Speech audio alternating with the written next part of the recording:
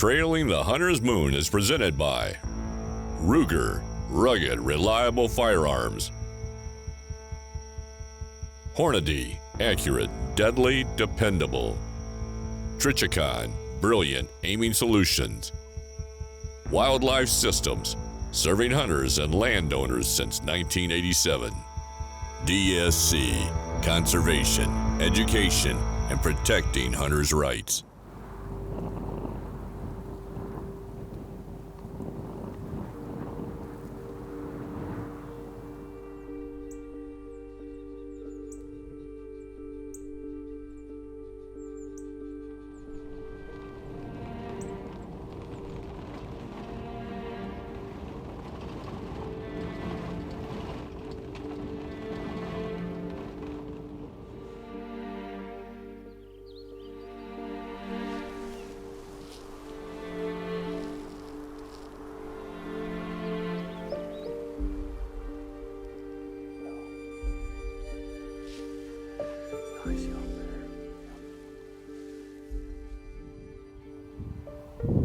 See that little tuft under his chin? Yeah. Oh, good wind.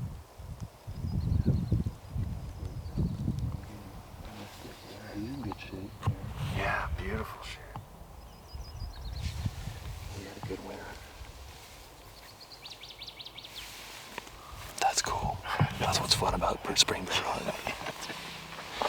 Interacting with animals. Those times. Not bothering him. I mean, he knows we're here. Yeah. He's not afraid of us, but let him grow up. Yeah. That was cool. That's really cool.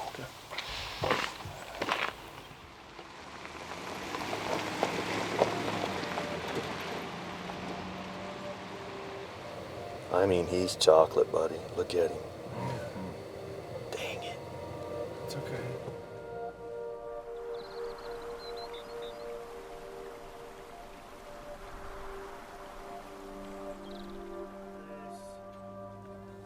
We've spotted a really nice bear, probably the best bear we've seen on this hunt. Got to get the wind right, and he's next to a, what do you want to call that, a gas Facility. a facility there where they run oil and gas all up in these mountains. So we've got to be careful. I mean, it's very common to run into little plant stations or little facility stations where they're pumping.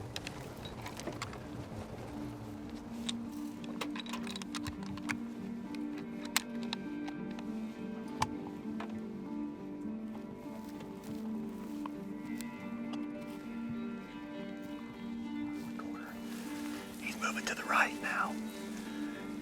No, I'm just trying to see him right now. Just be patient.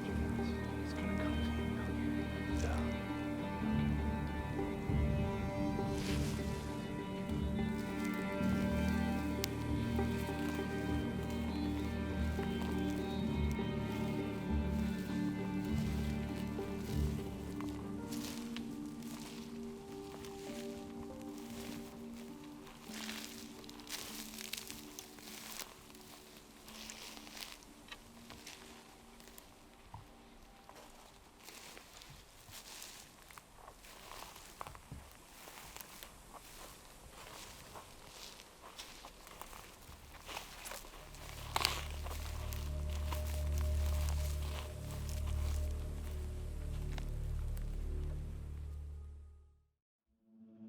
This segment of DSC's Trailing the Hunter's Moon is brought to you by Double Nickel Taxidermy.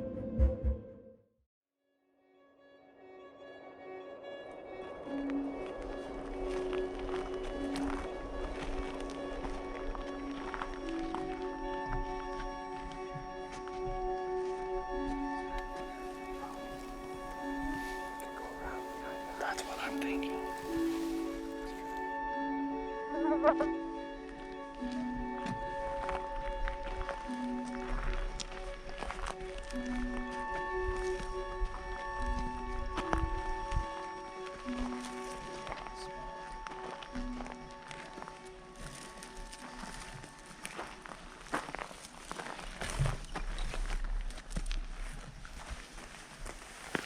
See, right there, he's deceiving, looking. But I don't think he's that old, Aaron. No, I don't think so. I think whoever he got in a fight with is a lot bigger and whooped his butt. And that's why he's... We'll go look at his tracks here now. We see where they are. Did you see him run over that pine tree? Yeah. Yeah. Dragging his stuff over the tree. Yeah.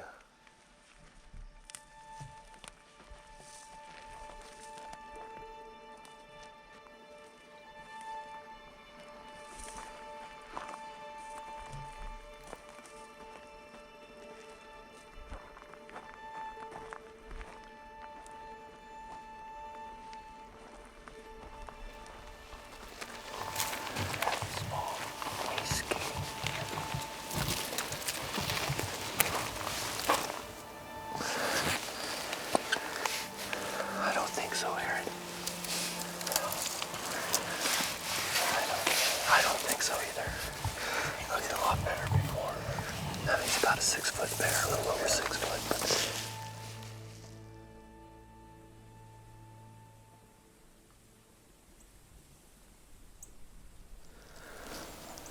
I don't think he's been out of hibernation that long either.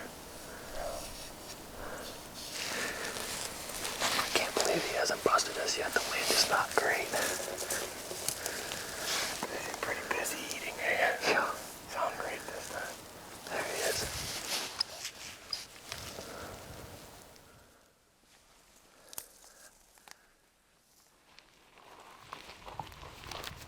Man, look at the scar on his face. Somebody's whooped his butt.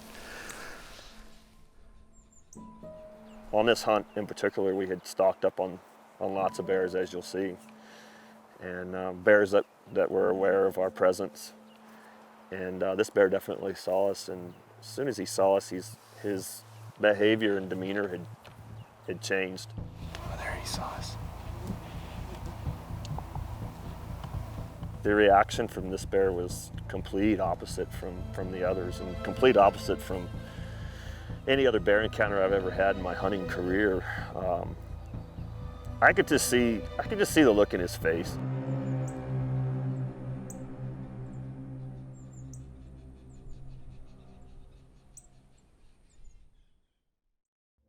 This segment of Trailing the Hunter's Moon is provided by Ripcord Rescue Travel Protection. We got your back.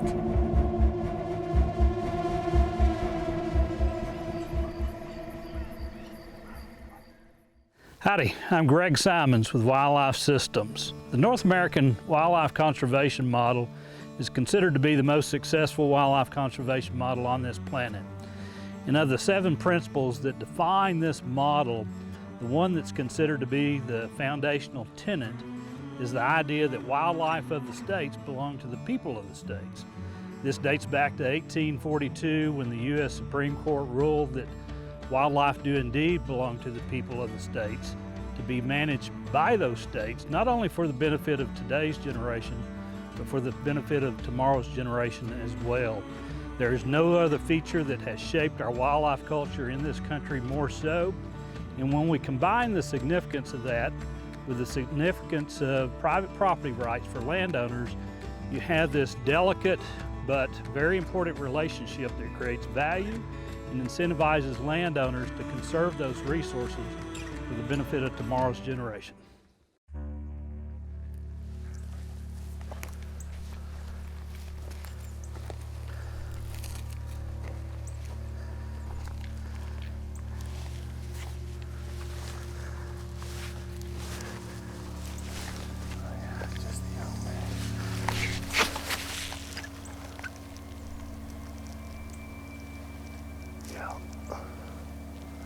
Man, look at the scar on his face. Somebody's whooped his butt. Where's the big bear that he got in a fight with?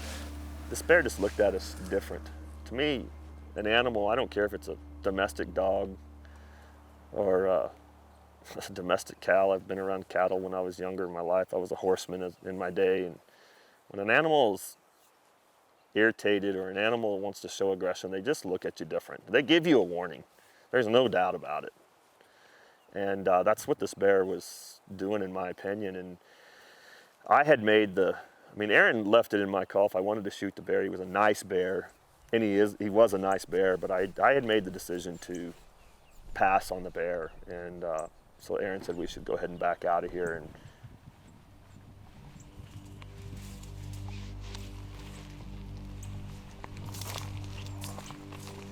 as soon as we started to leave the scene, which we didn't turn our back on the bear ever. It's something I think you should never do when you're hunting pretty much anything. I mean, I've seen moose, I've seen white-tailed deer show just as much aggression. And especially it's springtime here and the bears are rutting. And it's when they declare the territory and they show most of their dominance anyway, which a lot of other species will do during that time of the year for that species. And we started to back out slowly and wasn't making any noise, and this bear started to follow us.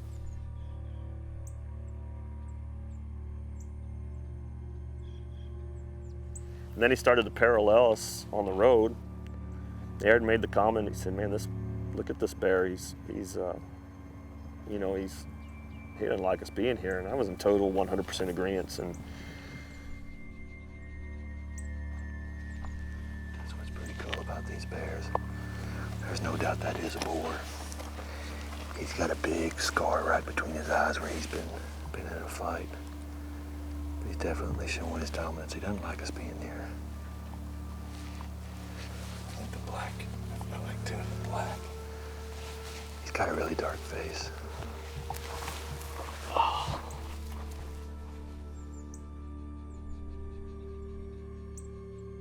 At that point, we were in a flat, wide open, so there was no place to go as far as around a tree or a pile of rocks or even the vehicle.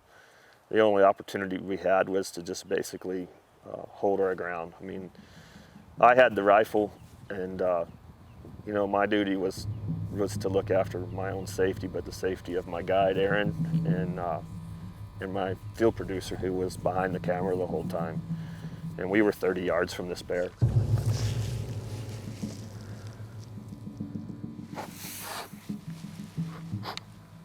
Aaron made several attempts to scare the bear off, and this bear, I mean, it happened quick. It happened, looking back at it now, hey, bear.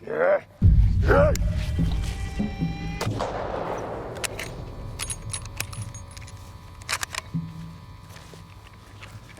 I don't know if I hit him or not. This segment of Trailing the Hunter's Moon is provided by the Texas Trophy Hunters Association, the voice of Texas hunting. Kinnetrek, boots for the trail less traveled. MB Ranch King blinds, built in pursuit of perfection. Double nickel taxidermy. And by Ripcord, Rescue Travel Protection. We got your back.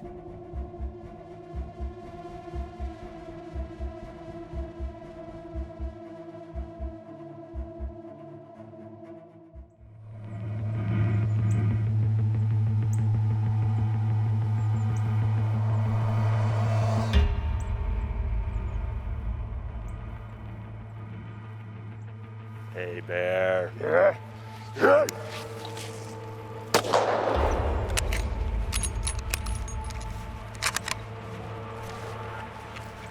I don't know if I hit him or not.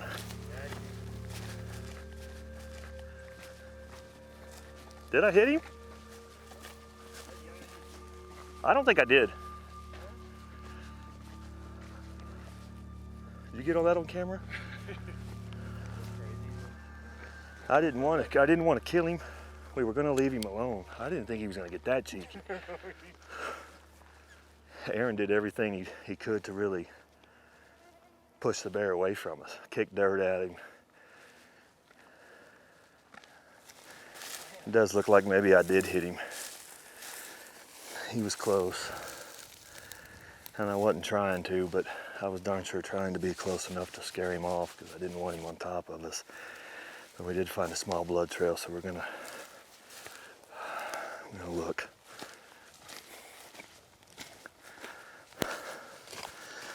Yeah, okay.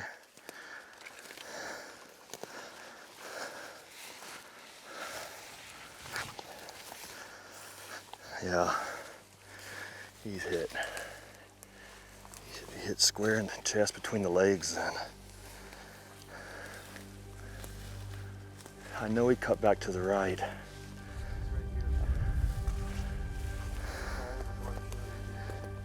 I am unloaded.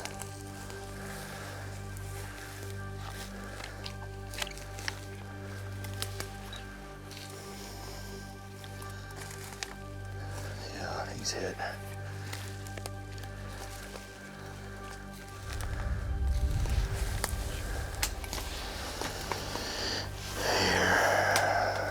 Here.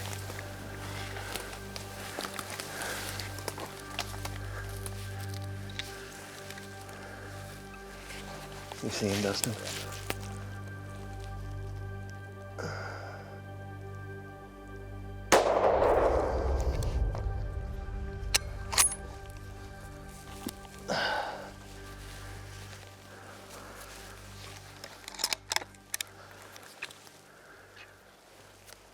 Well, he's a tough sucker. That's 237, that's 600 grains of bullet. One at about 15 feet.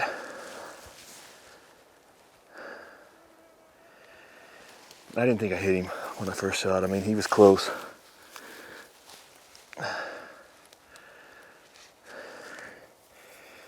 But a bear like that can come in any kind of human encounter with all these oil and gas plants around here and be a problem.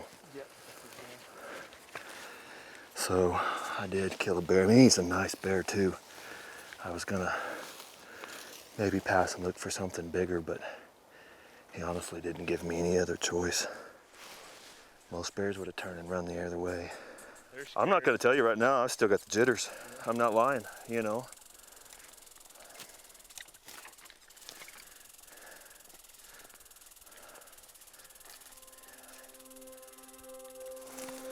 Oh man. Well, we've seen some rutting activity, and it's that time of year. Yeah. But you know, like you said, this bear could have an encounter with these pumpers that come and check in your area, and that's the kind of bear right there that can cause a problem for sure. But I get the nervous giggles and stuff afterwards, but man, that's serious stuff. I wonder where I hit him on the first shot, because I tried not to kill him, but I'm gonna tell you right now, had he not stopped, he'd have been on one of us. Yeah, he would have. This bear charged me full on. My bolt's open, my Ruger's safe. And I don't really like to get into the whole guts and glory of a hunt. I have a lot of respect for all the animals that I hunt, including this bear. And we put a stalk on this bear just to really size him up. He's a lot bigger bear than I thought he was, and I was gonna turn him down. And when I decided to turn him down and we started to leave the scenery, I mean, the bear was already showing some posturing, which a lot of these bears are doing. It's springtime, it's their rut. This bear obviously has been in a fight. You can see all the mosquitoes all the way around his face here. These are big sores. You can tell it's a paw that's going across this bear's muzzle and face, in between his eyes here, across his muzzle, all the way across the top of his head. But when the bear charged, I had no choice but to shoot, and that's why I like to shoot a big gun anyway. I'm not afraid of recoil. I'm not against smaller caliber guns, but I'm gonna tell you right now, I'm glad that I wasn't shooting anything smaller when I'm shooting. I'm shooting a 375 Ruger, and I'm using a Hornady DGX bullet. That's a dangerous game bullet that Hornady makes, and that's a 300 grain bullet. And I'm sorry I'm out of breath, because I'm still a little caught up and overwhelmed in the moment of what just happened, what we just experienced. But that bullet right there saved, I'm not gonna say it saved a life, even though a black bear could kill a man, but it stopped this black bear from hurting one of us, either me or Aaron or my cameraman Dustin, who's behind the camera. And looks like he ended up hitting the bear in the lower jaw. It probably traveled into the chest, and the bear did not look like he was hit that hard. He did ball up though and roll around and ran off, but he ran off like he wasn't hit center body, center mass. But there was a blood trail to follow up on. But that bullet right there is why And that's why I carry a bigger gun. I'm up here in central BC. There's lots of grizzlies up here, so I don't want to be walking around with a 270 or something that doesn't have any stopping power. But this is a magnificent bear. He's absolutely got gorgeous hair on him. He's kind of probably square, close to 7 foot. And he's got a big old head on him. But these are animals, these are predators. It's another reason why some of these bears need to be managed. They don't all need to be managed, and everything needs to be managed on a quota. And in these areas, in NBC, everything is managed on a quota. And but there's a lot of oil and gas production around in this area, and this is the kind of bear that can be a definite problem bear with any of the employees for the gas companies. So other than that, I have a lot of respect for him. And I've had a great time up here in British Columbia, and I do definitely look forward to coming back.